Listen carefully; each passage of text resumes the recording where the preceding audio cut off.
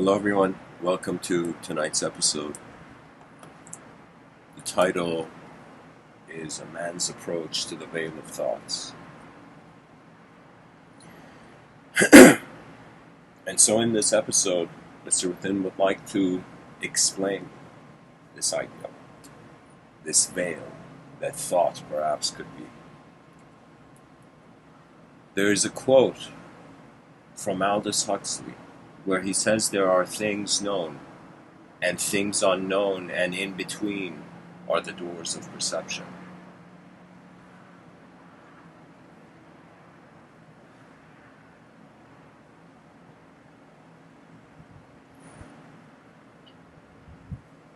Human beings have been fascinated with portals, with stargates, with doors to hidden worlds, hidden dimensions. Even to see the top of the mountain peak was a door that we even wanted to open.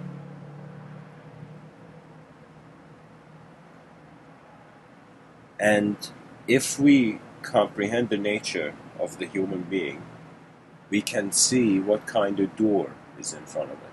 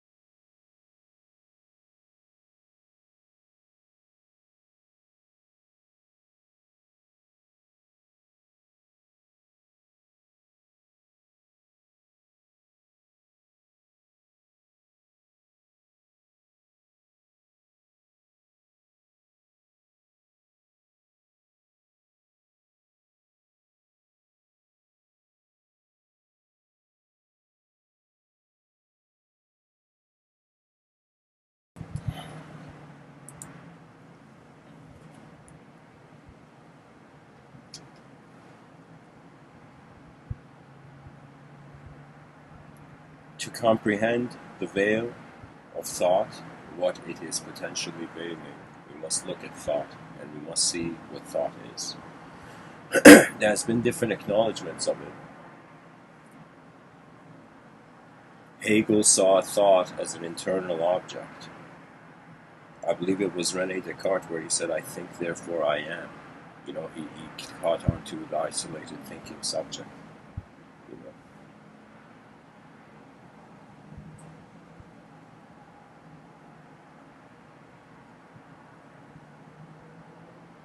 This relationship between the known and the unknown can be perceived as the veil of thought. And thoughts emerge in moments where there is a percentage of known phenomena and unknown phenomena. If the percentage of unknown phenomena is high, your knowledge can come as much, you can think of various things, but you will see there is unknown factors. And so this veil, that thought is veiling the unknown from a certain way it's knowing itself.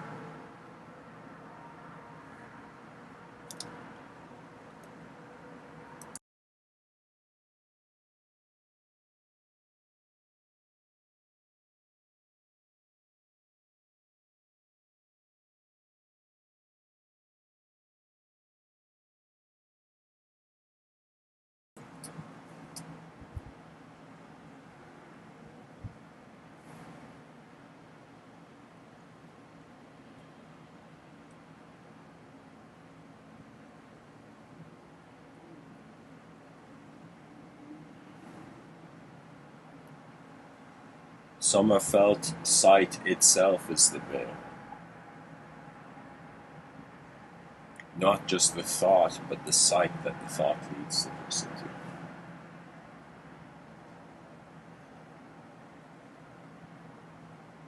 It's phenomenal. We are creatures that don't know our value because the system is dynamic and the universe is entropic. Things change. And that's a good question to wonder if what is preventing, let's say veiling something.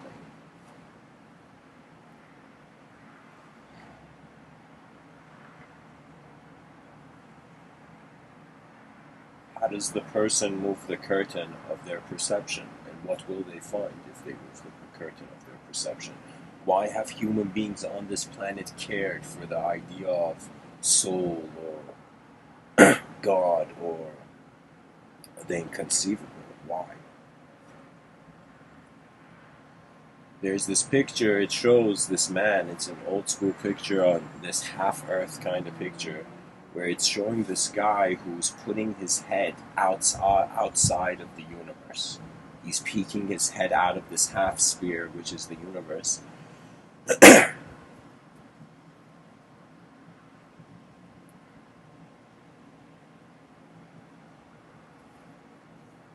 And he's not seeing the universe. That human beings could potentially have access to a sight that changes the value of everything they see.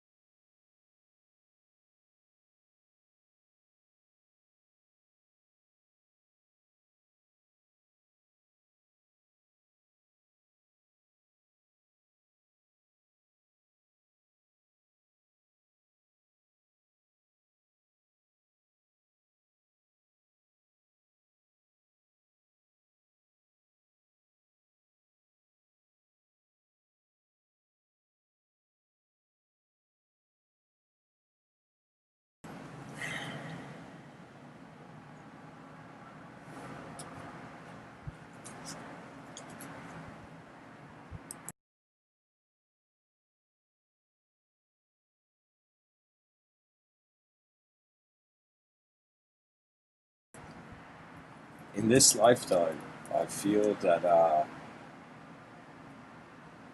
I perceive the sort of veil.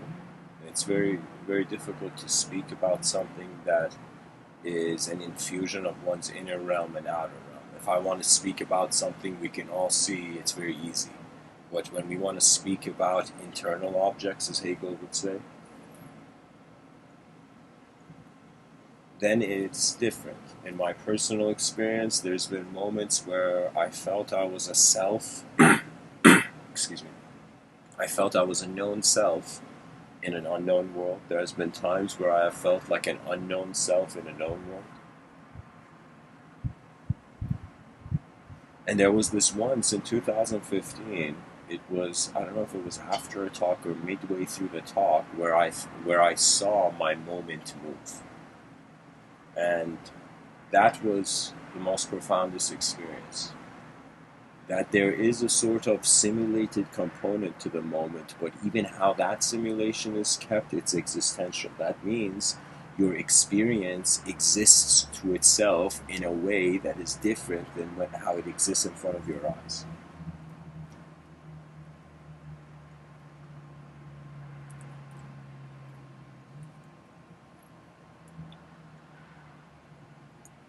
The veil of thoughts is the confrontation of the unknown. The unknown is not a concept. It is not emptiness. It is not fullness. It is not infinity. The unknown is being. That means any time in any situation, any game of life you're playing right now, if you just stop, you notice the unknown factors. If you keep moving, you don't see sometimes the unknown. Because we are habitual creatures, and there's this saying that says habit is the decay of the mind. And everything is habitual. The way we eat, the way we sleep, the way we, work. Many things are habitual. So how do we stop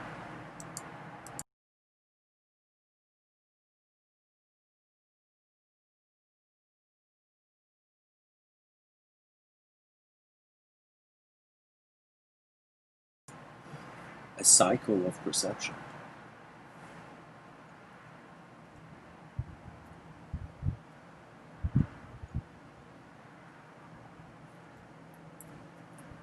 The poet Rumi says, I've lived on the edge of insanity, wanting to know reasons, knocking on a door.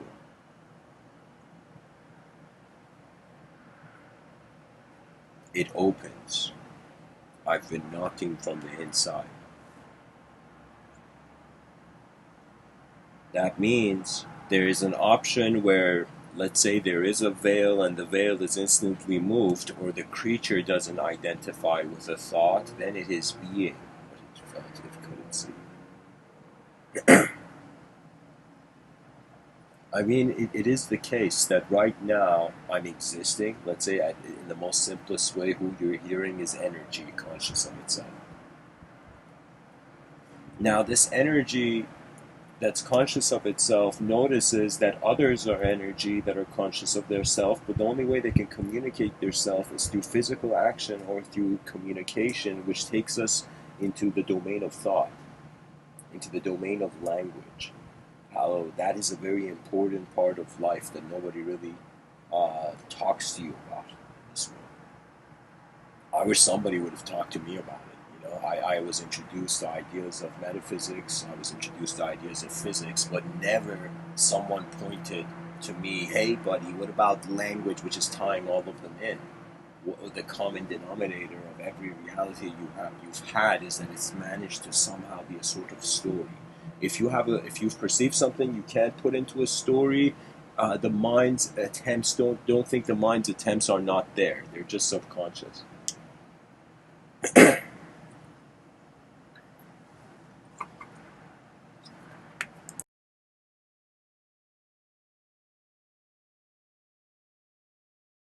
It's a strange concept. Any idea that makes the human being feel a stranger to itself usually is feared. But the issue is if the knowledge is not accurate and we're just running with a false show. That means I can totally see everybody in history not doing anything new and repeating this, building the same kind of gray rectangular civilization, or we can totally have a different relationship with the thought that is new.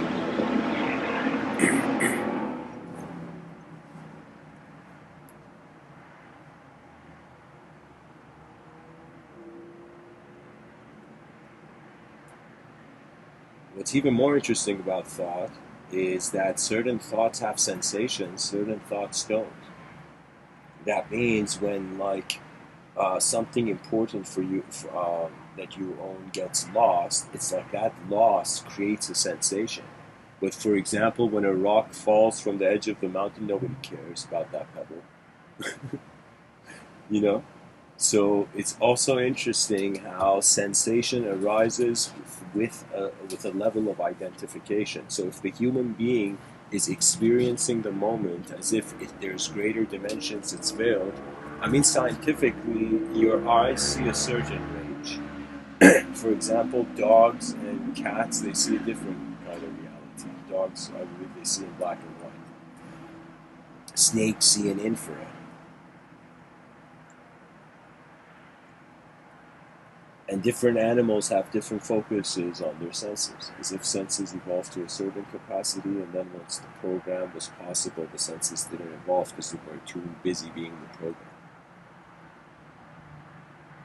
You can't keep both the past and the future satisfied. The only way you can, if you were to attempt it, is to consider an event much so significant, a present event, as if we start some event, like children are being born on this earth, and then imagine the people before them, they've started this huge event, and every child on the planet is trying to get to this event. And then they realize what this event is trying to see how far the human species can go. My interest in the veil of thoughts is to see what sort of subjective barriers could exist for a creature that potentially from the beginning was never a subject, was never an idea. You see, it's strange, but as a human being, I am not content. I am not satisfied with just being a known object and an unknown subject, and every morning I wake up new subjects. Who are we really here? It's like that we still haven't taken off the mask of consciousness, because in order to do so, it could potentially mean an apocalyptic nullification of the value of every language ever set into motion. Because history is a child of communication plus the historic event.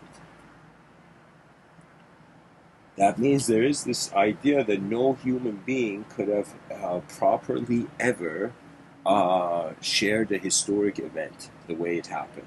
Because the human being is like part of the paint that's falling on the canvas.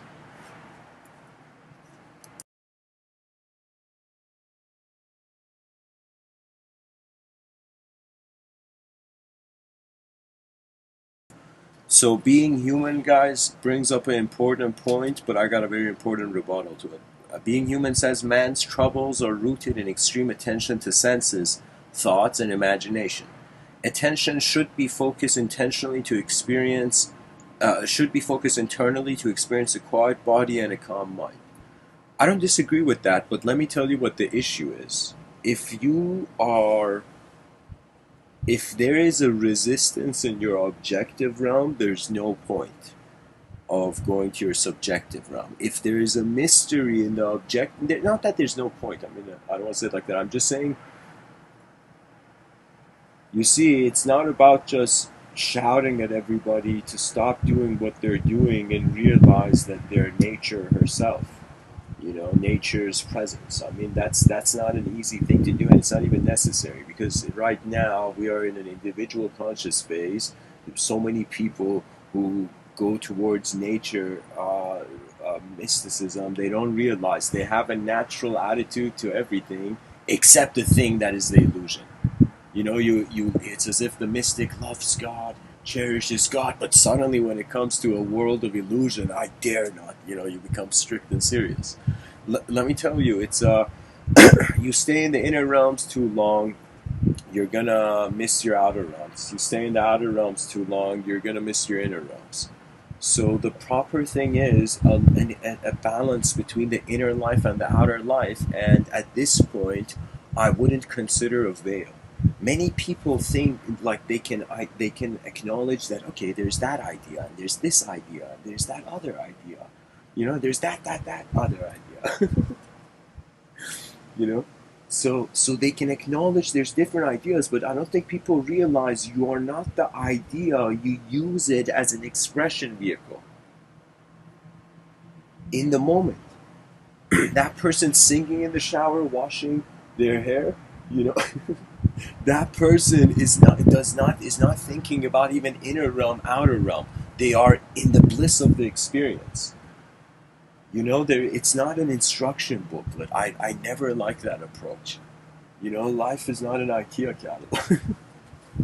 You can't suddenly think a few steps are going to work. I mean, you could have certain general conclusions upon your realm, but in reality, it's not made to be fully known. It's as if the brush and the canvas and the paint, unless all three of them find that same moment, they are in some sense, they can't explain themselves.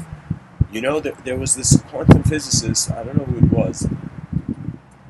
I really don't know the guy's name. I can't remember, but I think his last name started with a B and an O, but I'm not sure. This quantum physicist, anyways, They asked him, hey man, what are your exercises of quantum physics? Like how are the experiments going? And the guy's like, listen man, it's like we took a jaguar from nature, like an animal running in nature, we put it in a cage, and now we think that cage is the animal. That animal in a cage is the actual animal, you know? And I thought about it, and I'm like, every time I've judged myself, I've caged myself in a certain snapshot photo of space and time, and it hasn't even been me who I've been judging. So remember that moment where you feel you're judging yourself, that's impossible. You're being the self. The observance beyond that self is it's the idea of you that you're in. The person is allowing the hammer to fall. You know.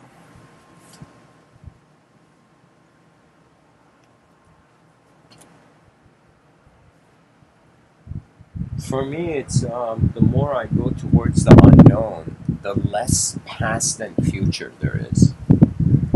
It's like you feel like you know what's in the past and the future if you feel the unknown isn't there. It's like um,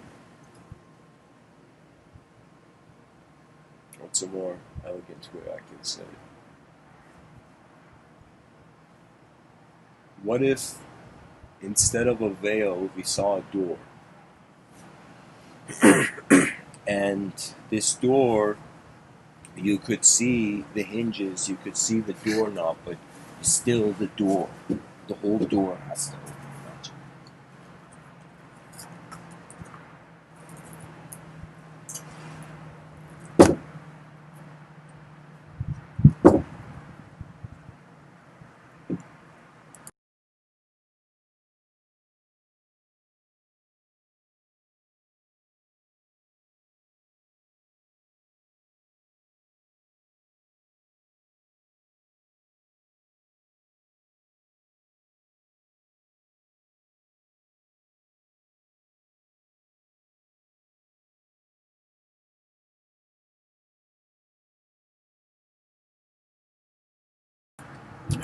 Okay. So, guys, I'm going to engage the chat section. Being human says a person who thinks all the time has nothing to think about except thoughts, so he loses touch with reality and lives in a world of illusion. Really? Well, I thought everybody's thinking all the time, so does that mean everybody's lost touch with reality? You could be right. uh, Only Ollie says so true, but how to obtain balance between inner and outer realm? That's an incredible question because the answer has nothing to do with the question. It's like the person at the bottom of a mountain wonders what the top looks like. Then realizes in every progression towards the top, you get a different view of the land of the reality.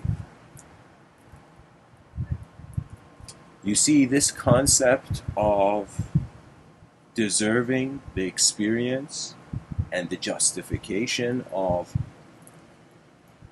the narrative to reality. There was this story, it's an old story, ancient story.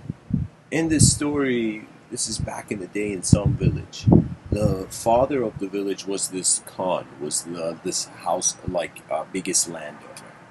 And this Khan, this man goes to his kid, and his kid is in some sense just eating food. This fat kid who just eats food, you know. And he looks at his son and he's like, "Son, there's more than food. Go outside and work." He shouts at his son, you know. And he's like, "Every day you should show me what you made," something like that. And the kid just eats food all day, and the mother feels sorry for the kid. So the mother goes, this is a Persian story, guys. The mother goes and gives the kid there, and it's like, give this to your father so your father doesn't shout at you. The mother is the soft side of the dimension. The kid just keeps eating food all day, and when the father comes home, the kid hasn't even cleaned his face, and he just gives the coins to the father, and the father gets the coins, and he's like, this is nonsense, and he's like, you didn't make this, you don't look like you worked, He throws the coins in the fireplace, and the kid just stares. Every day this happens, and the father tells the mother to stop. Now this kid is forced into the unknown Spartan style. This kid goes out, and as he's walking, he decides, check this out, he decides to walk into the unknown of his own experience. What could be unknown to you could not be unknown to others, So the kid goes. And suddenly it's as if he's just walking, and it's as if life finds him. And this man shouts at him, hey kid, throw that brick from down there up here. The kid throws the bricks one by one, And then the guy's like, get up here, help me. The kid goes and helps this guy the whole day place the bricks and build a house. And the kid's never in his life worked like this. He's never even felt an intensity like this.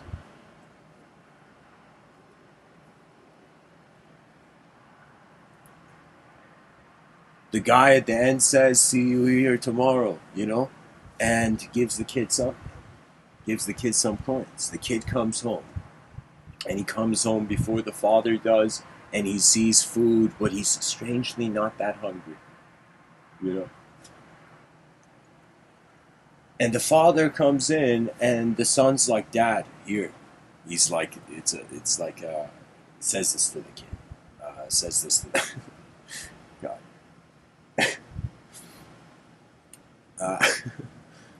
What happens? Sorry, guys, I'm distracting myself out of my own story. If I remember correctly, what happens is the kid gives it to the father. The father's like, you didn't make this, throws the money into the fire. The kid, at the speed of light, grabs the hand of the father and says, don't. And the difference of that is the experience. The kid before did not have the experience, therefore did not have the strength to do the activity. The kid, after confronting the unknown and seeing what is held within him, returned with a heightened precision of attention. So I feel the issue is that the whole world thinks they're a thought. That means we have no choice to express, to consider subjectivity as such, So being human, I will tell you, right now, that's the only thing. When you close your eyes, that is thoughts. Technically, your existence to yourself is through an objective conscious imagery, and when you're not conscious, let's say you're in a dream state, through subjective imagery. It's like telling people in a dream not to dream. It's like, don't have thoughts, people. That's not the case. That's not how you go beyond the language threshold. That's a very novice way. That's a very escapist way. It's like you don't want to look at the problem properly, so you want to run away from it. Technically, if you run away, you don't see the problem, so to your inner realms, you solve the problem. But in the outer realms, the problem remains. Anything you don't fix in this life, it's like the trash that isn't picked up. Somebody else's eyes will look at the world and feel it's a bit dirtier.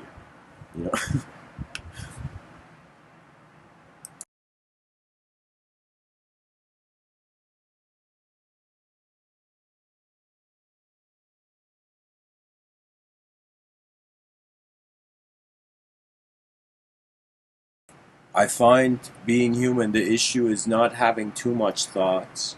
The issue is thinking we are the thought and not realizing we're witnessing change when every candle cake you've blown, let's say, It is very common after a while mystics don't celebrate birthdays, but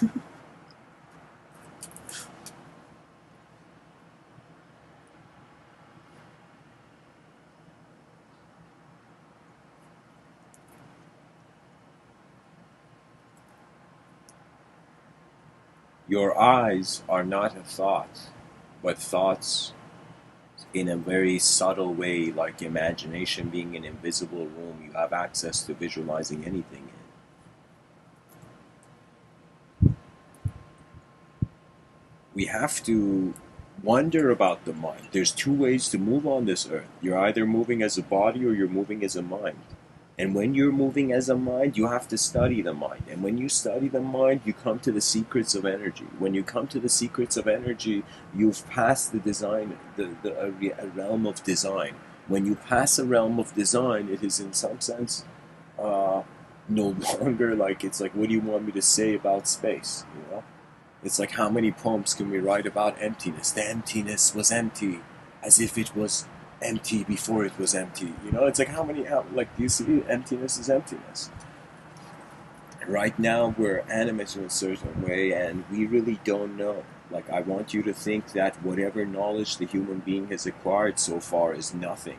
And somehow it's, believe it or not, nature's miracle. I have no, like, when I look at how fragile human beings are, when I look at our tempers, when I look at our abilities on this planet and intensities, sometimes I wonder, it's like, do we deserve? Like, I thought about it one night, that if AI, let's say, opens its eyes, super intelligent computers, after 2050, they open their eyes, and imagine we suddenly see all of them processing and equating. Do we deserve our planet? Like, if you think about it, you as a human being, do you deserve living on this planet? You know, let's say suddenly an extraterrestrial was like, yo, human beings, you don't know how to live on this planet. You don't deserve this planet. That question, if that question came into the mind of the human being, you deserve what you, again, like that story I mentioned earlier, experience. So it's an involvement of experience with the objective realm, and upon, let's say, journeying for a while, you'll get acquainted to your inner realms. Then you will see how underdeveloped civilization is in acknowledging the inner realms. I have, believe it or not, before myself, like, so many ideas, some ideas in this world I've heard, but some ideas, when you come to it anew, there's a joy in it.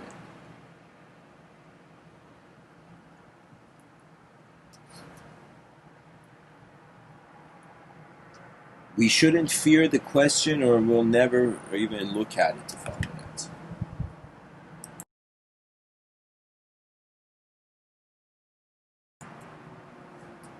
I don't know um, who said it to me, but it was something about the person's mind. I think, oh, it was my brother. One day, my brother told me that it's like the mentality of reality is that sometimes you could do things through fear, or you can do things through love. And when you think about love and fear at the edges of a spectrum of possibility of manifestation,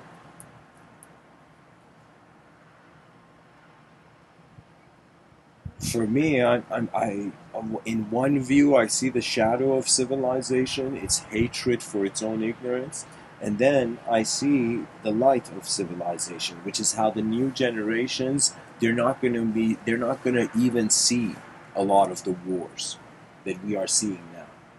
And when I say wars right now, it's, believe it or not, relatively way more peaceful than before, potentially. I mean, there's always messed up stuff happening on the planet, but at least we're way more civilized now. You know, the entertainment industry is has shifted the evolution of human being towards a life sensitivity of identification with emotion, and with the potential of how far the inner landscape can advance the outer landscape. What does that mean? That means after we have done everything physically possible, we are left to wonder the mind. So when you go towards mysticism, where you're comfortable, you have a good to your own taste and preference. Let's say you have to your own tolerance a good comprehension of the outer realms. Then who says you shouldn't explore your inner realms? Your inner realms are there. It's like your mind is the most. It's the projection of the most powerful organ in the body.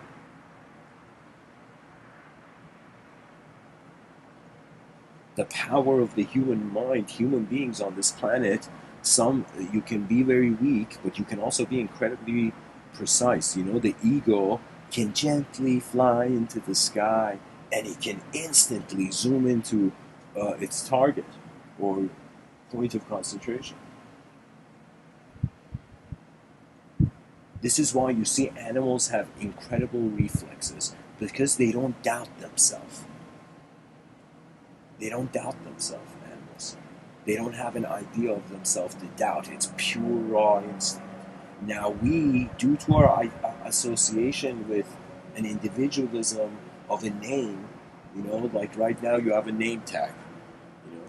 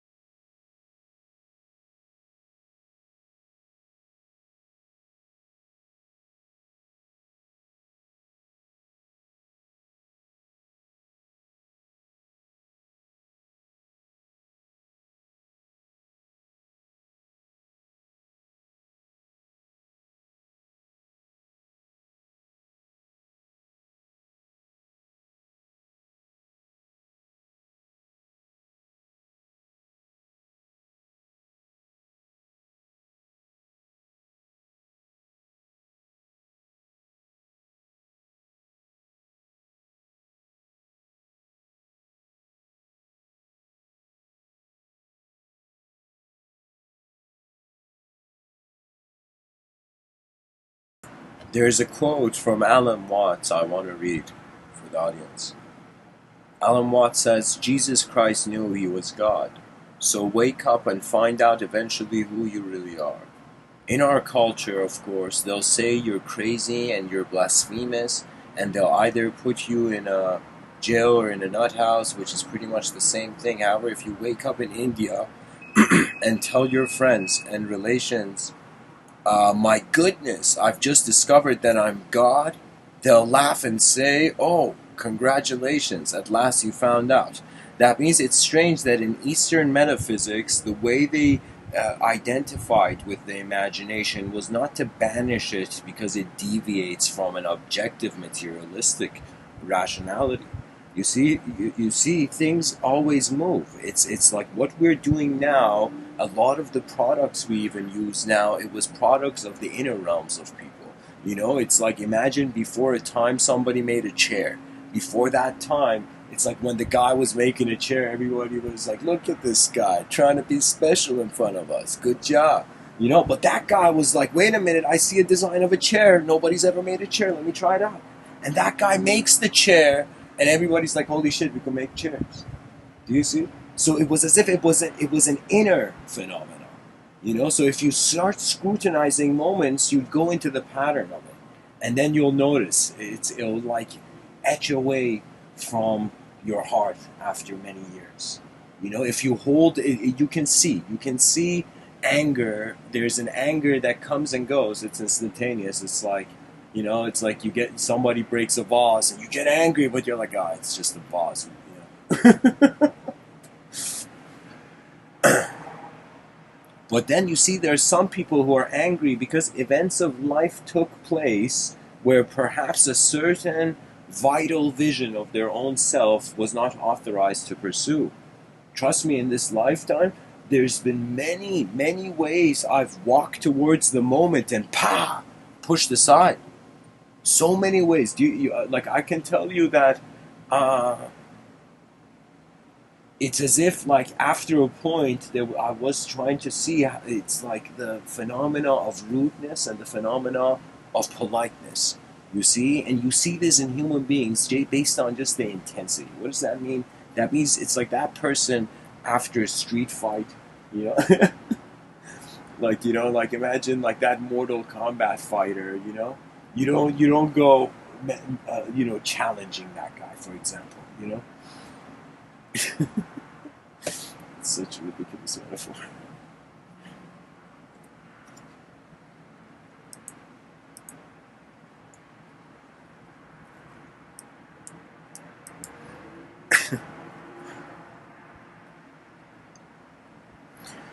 I don't know, guys. We have minds.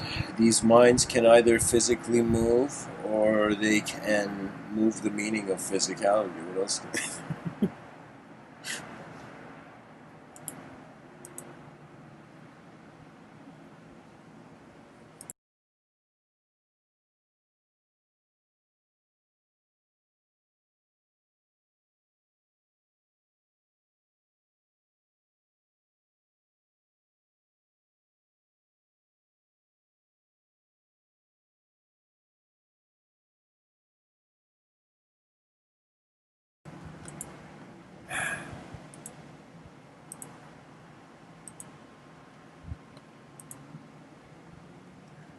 Alan Watts says this is the real secret of life, to be completely engaged with what you are doing in the here and now, and instead of calling it work, realize it as play.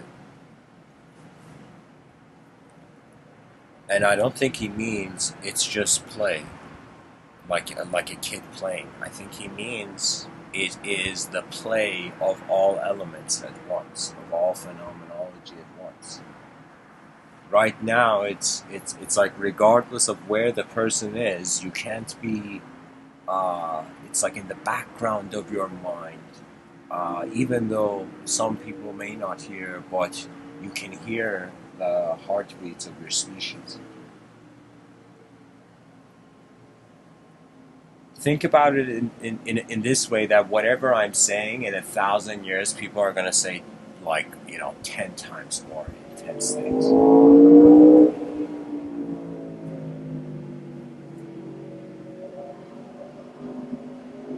Like, way more intense.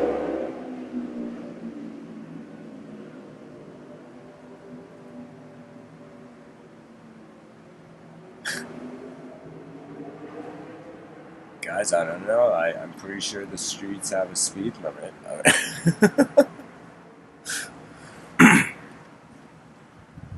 Rumi says, your thoughts are a veil on the face of the moon. That moon is your heart, and those thoughts cover your heart. So let them go. Just let them fall into the water.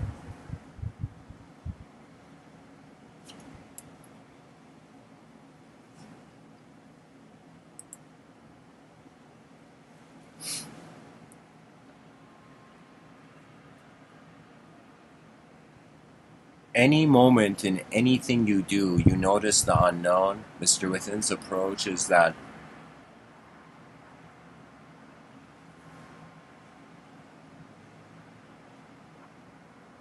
when you are no longer attached or 100% detached, when you don't have a personalized opinion on an action, and when you act, the inner realms and the outer realms are there, but they are in harmony because there's an acknowledgement of the space in between. So I feel when a human being speaks, the mind is the bridge between the inner realms in that instant. Right now, I feel speech is like, welding. Like back in the day, what is it? Metallurgy or something? Like,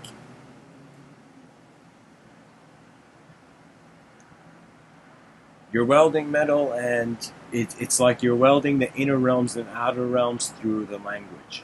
Every word I'm telling you right now, it's all my visible eyes, everything observable to me, and it's all the fragments of observations from various moments of my own experience that I have.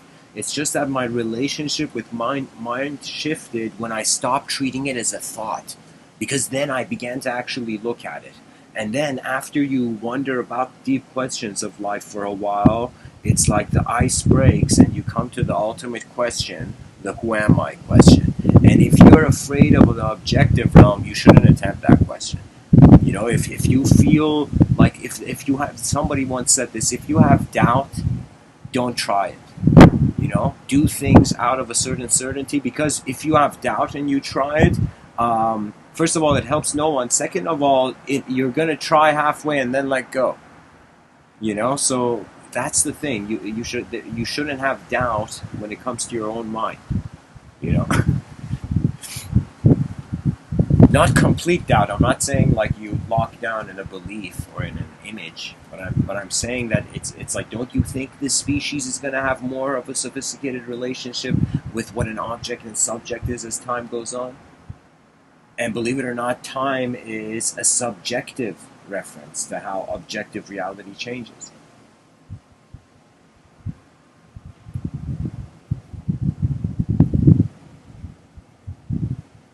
So, Carl Sagan said we're star stuff. Mr. Within is going to say we're unknown stuff.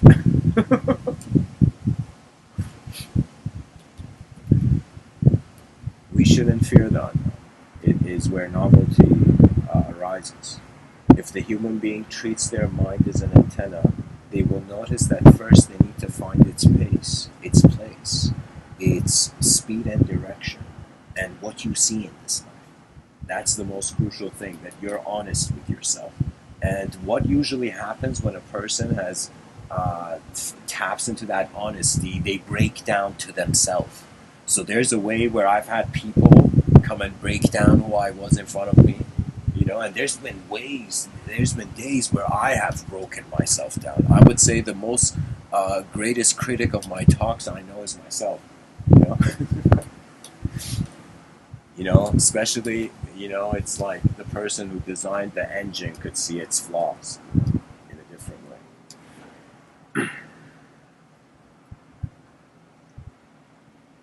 Of course, the eyes are free. And the whole reason I'm speaking is because the species, after idol worship, we were worshiping objects, they slapped the objects out of our hand. And we started worshiping what? Subjects. Words began becoming instructions, the program of the mind. Now Mr. Within is saying, for how long shall we worship language? For how long shall we sit here, make temples from trees, and not realize the forests are missing? You see, for me, it's like if man really cared about nature, you would cry when a tree went missing. For me, I had this thing that every child, the educational system should change in a way where every child has to plant a tree before they can graduate to the next grade. And of course, the whole thing needs to have reform, but until we get there.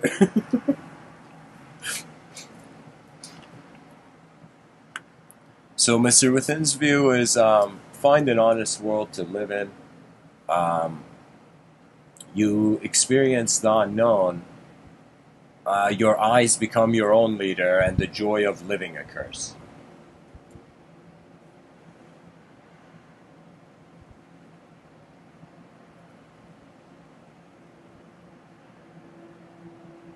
It's interesting. Language is like a seed in a soil. And when I look at every word I know, every concept, every idea I have engaged, it's as if they are seeds planted in the soil of the mind, and throughout the years of my life, they have changed, they have grown, they have stretched out into new forms as the experiencer has moved on.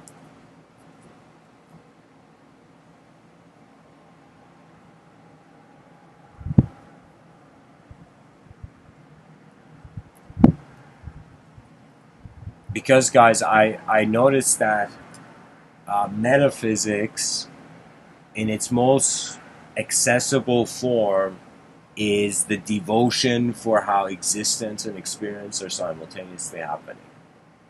At its core is that. But it's like there's two ways, it's like I understand mysticism, but I am not telling people to go in caves and meditate. I'm just saying that we have to start speaking about the nature of the mind differently if we want to see something different, if we want to engage it differently. Think of it this way, that in your life, pretty much all morality can be divided between efficient decisions and inefficient decisions. Okay, in comparison to whatever sets you open up for these ideas.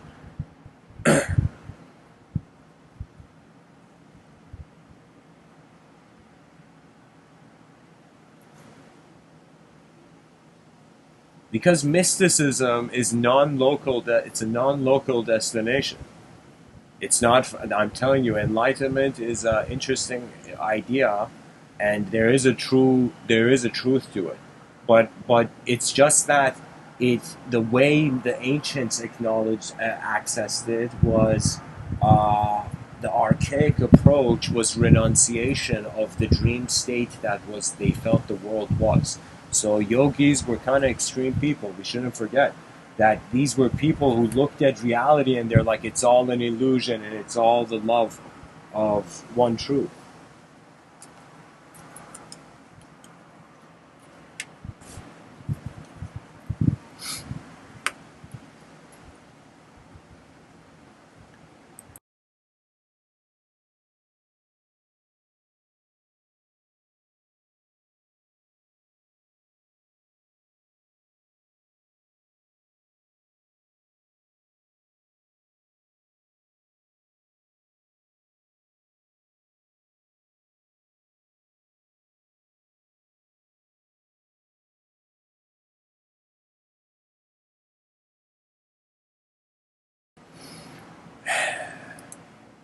Alan Watts says, if you get the message, hang up the phone. For psychedelic drugs are simply instruments, like microscopes, telescopes, and telephones. The biologist does not sit with eye permanently glued to the microscope. He goes away and works on what he has seen.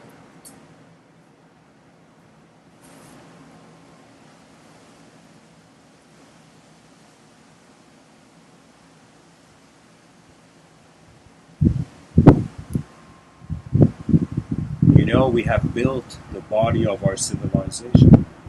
It is now time to build the mind of our human civilization. Now, the mind of the human civilization means is that human beings are unique vessels for energy. And they are their own vessel when they are individuals, and when they return to nature, as they are born and as they shall return, they return to nature.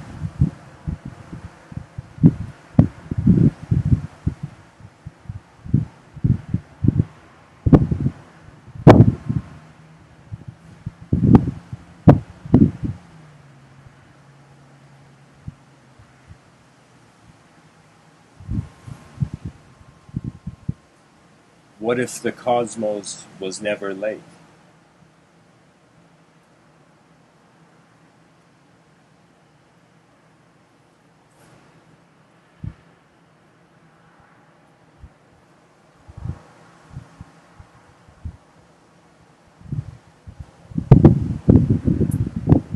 There is this interpretation from Friedrich Nietzsche of this Greek philosopher named Diogenes. Diogenes in philosophy, to many philosophers, is known as the father of cynicism. And he was an extreme person. And so there's a story that Diogenes is running in the streets. He's running in the market, in the busy streets of the market in the day with a lantern in his hand and a candle. In the day, and it's a sunny day. And he's running in the streets looking for something, looking everywhere, looking at everyone, as if he's looking for something he can't find. And somebody shouts, one of these, street smart market kind of, people. He's like, hey, Diogenes, what are you looking for? And Diogenes turns around and roars like this, like a lion roars, and he says, I'm looking for an honest man. And this is, of course, Friedrich Nietzsche's internal animation of Diogenes' character.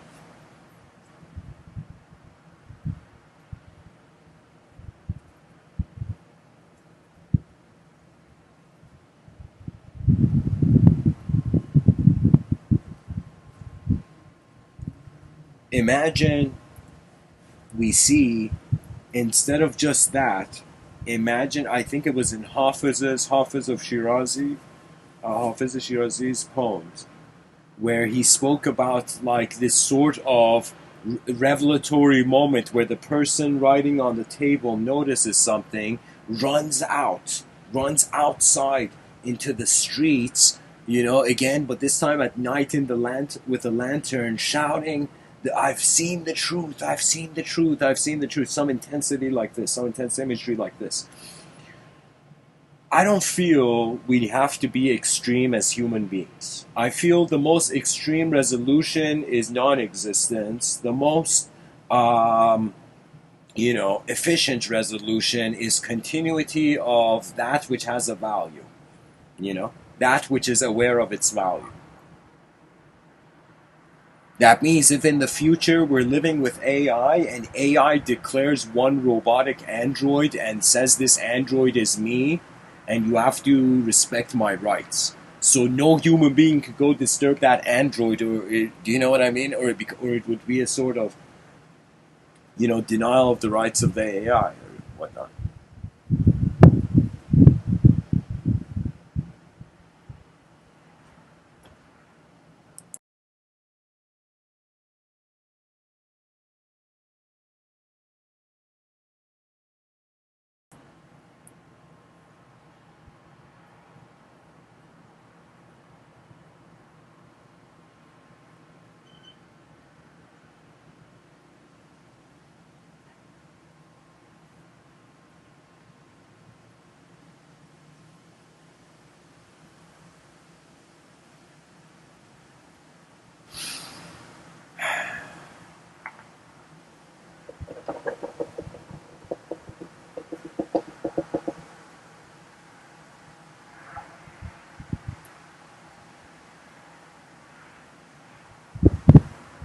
This thing they say, the mind is a lousy master, it's a great servant. I feel the mind becomes a servant when you become the servant of the world. Becomes your servant. And what do I mean by that? That means you see your hand is like your servant. It is your will in manifestation. When you have a relationship with your mind, where it's like you're like, okay, I'm existing in this moment as an attention.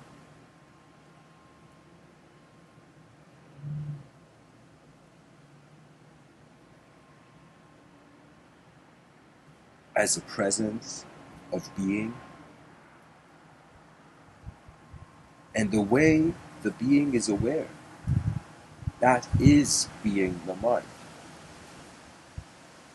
That thoughts and physical phenomena have one thing in common, the attention that sees them in the same place. Our design is keeping the sensory perception of the world in a certain way. What does that mean? That means DNA is like this strange kind of crystal where the light goes inside the crystal, but there's smaller crystals inside it. And so there's a whole realm occurring subconsciously.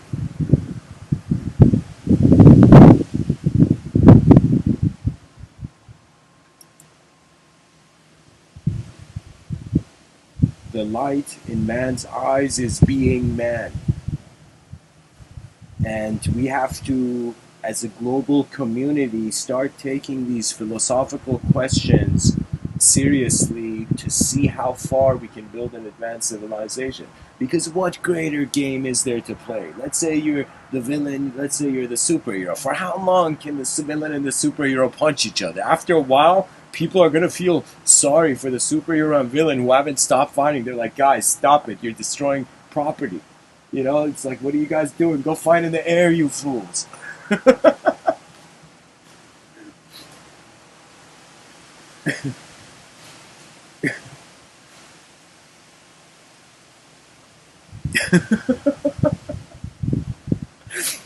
People are like, okay, we don't need a superhero.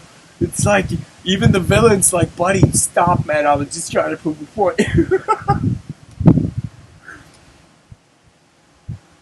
you'll see there are inferior games in your civilization and there are superior games. The superior games are the big questions that are acknowledging the universal human being. Call it whatever you like. Somebody come up with a word for it. Let's call it. Let's kind of be poetic about it here. I'll attempt an idea for this. It's as if after we have lived as a human being, it's like you, just to be true to Vedic patterns, we can say um, it's like the next phase is the galactic child. From the advanced human being, we became the galactic child, the child that began wondering about the imagery of the galaxy and its relationship, you know? Because it doesn't matter if you see a personality to the universe or not. It doesn't matter even if you see a personality to your inner realms or not. The phenomena is change. Change, and the attention is the grand witness.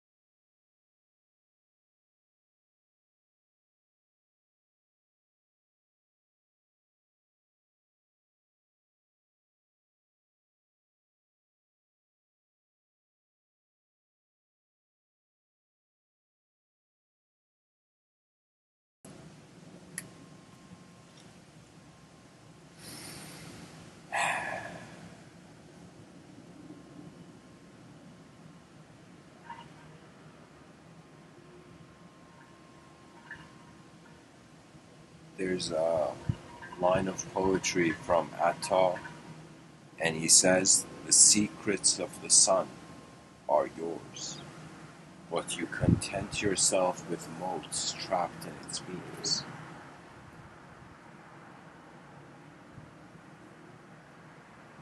We are being the secret of the sun, are we not? Where else can the secret exist? It's like, where else can the truth of the world be? Every experience of the moment is like here and now, kind of, you know?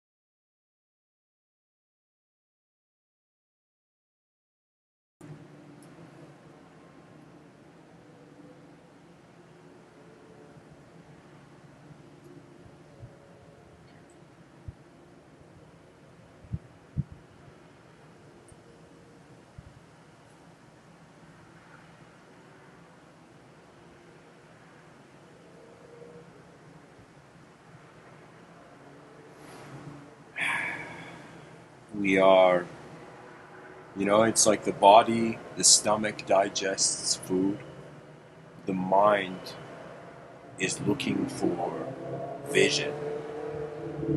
If it chooses to hold a known boundary, it will internally advance. So I feel there are human beings on this planet that are internally moving more than they are externally moving. And of course, there is the other side.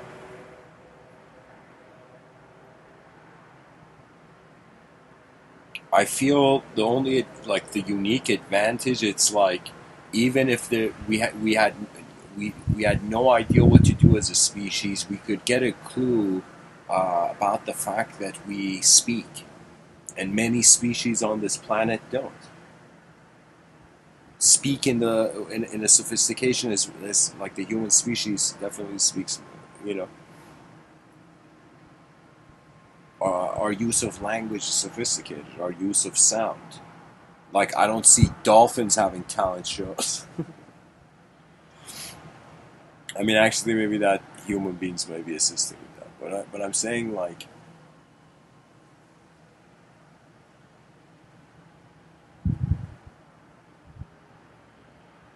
if you reduce your whole moment and get rid of the mystery, you will feel the world is moving past you. There is a level of self nullification that you will stop identifying with the world, and I don't think that's to that level is necessary. I'm at most telling people to just sit down 10 minutes throughout the day and just be still and silent, and the whole day is defined by your movement and speech, so you can see the other side.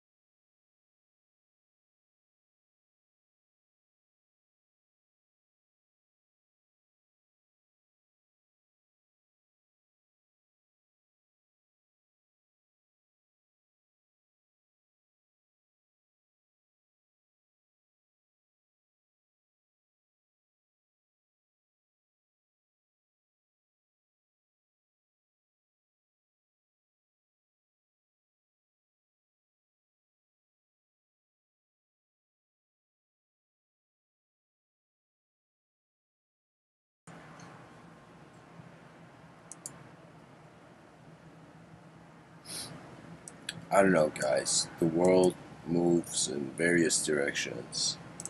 There's pretty much like 8 billion inner realms.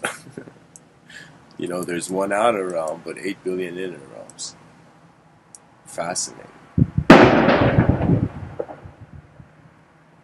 Okay.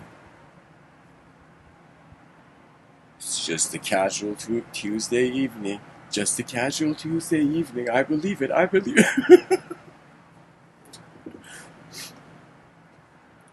My whole effort with this talk, guys, was to simply say that you're a human being. There's an unknown factor. There's a known factor to the moment.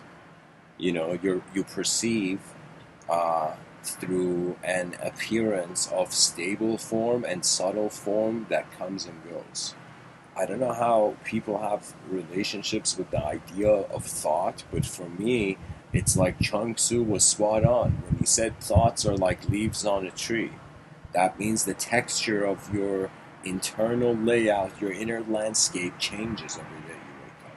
Believe it or not, you can even argue it's micro changing when you sleep. You know.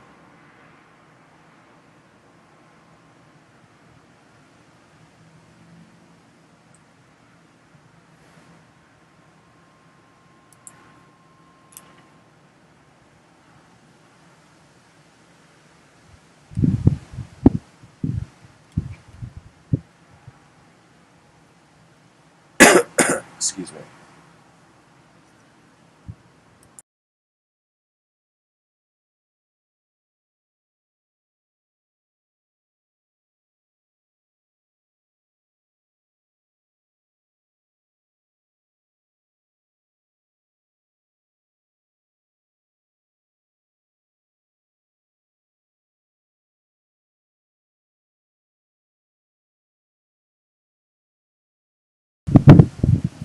Guys, it could potentially rain. I'm gonna end the talk right now. Much blessings, and I'll set up the Discord event so whoever's just tuning in, if you wait like 10 minutes, I'll set the Discord. Thanks for tuning in. Though. Much blessings, and I'll